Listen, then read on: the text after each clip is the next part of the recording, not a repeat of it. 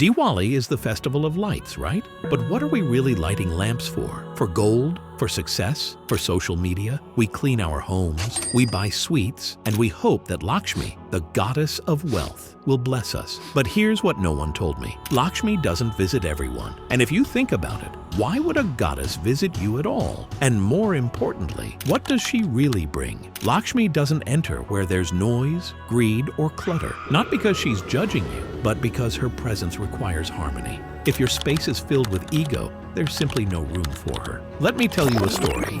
Long ago, the world had become toxic, consumed by greed, arrogance, power games between gods and demons. The gods were losing their strength, losing their light, losing everything. Why? Because of a curse and their own pride. It started with one moment. A sage offered Indra a sacred garland, a blessing in the form of flowers, but Indra, the god of the sky, tossed it aside. He threw it on his elephant, who trampled it underfoot. The sage said nothing. He didn't scream. He didn't punish. He just looked at Indra and said, "If you mock the source of grace, you break the very law that holds your power together." And that's exactly what happened. The gods began to fade. Their glow disappeared. And in that silence, the demons rose. The balance of the universe was slipping, so they turned to Lord Vishnu. But Vishnu said, to restore what's broken, you must look in the deepest part of existence. There, hidden at the bottom, is a nectar. One drop of it can restore everything. But there was a catch. To reach it, they had to churn the ocean itself, like butter from milk, like truth from illusion. So the gods and the demons did something unthinkable. They made a deal. For once, they worked together. Mount Mandara became the churning stick.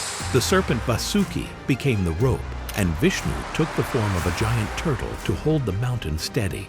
So they start churning the cosmic ocean, not for hours, for an eternity. First, a dangerous poison came out. Then fire started spitting out. Then monsters came out. And then something happened that changed everything. A goddess rose, Lakshmi. Not just a goddess. She was the meaning behind beauty, the intelligence behind wealth, the light that doesn't burn but restores. She didn't explode into the sky. She floated in silence on a lotus. The gods stared at her. The demons begged. Everyone wanted her. But Lakshmi didn't look for the loudest. She looked at purity. She walked past the thrones, past the ones who chased her, past the ones who only wanted her for what she could give, and finally chose God Vishnu. Not because he was the loudest, but because his stillness matched hers. Because Lakshmi does not follow noise. She follows Dharma. But here's what most people forget. The nectar didn't come first. Lakshmi did. And that wasn't a mistake. That was the message. Because what's the point of immortality if the world is still ruled by ego? What's the point of power if there's no peace? The nectar only rose after Lakshmi returned. Because the gods didn't just need to live forever. They needed to remember how to live right. But this isn't just a story about gods. It's a story about us. Because today, we're still doing the same thing. We chase power. We chase money. We chase attention.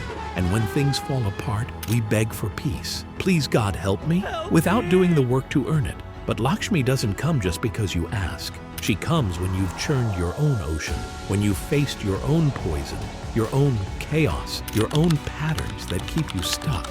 We all want the nectar, success, clarity, freedom, but that comes after the churning, after the discipline, after the stillness. Lakshmi chose Vishnu not because he was rich, but because he remembered what mattered. And that's what Diwali really is. Not a holiday, not a trend, but a mirror. A reminder that you don't attract light by faking perfection. You attract it by becoming a home it wants to live in. So ask yourself, what am I really lighting this year? A candle or a part of myself I've been afraid to face? Because when you churn your inner ocean, when you stay steady through the mess, that's when Lakshmi rises. And that is when Diwali truly begins.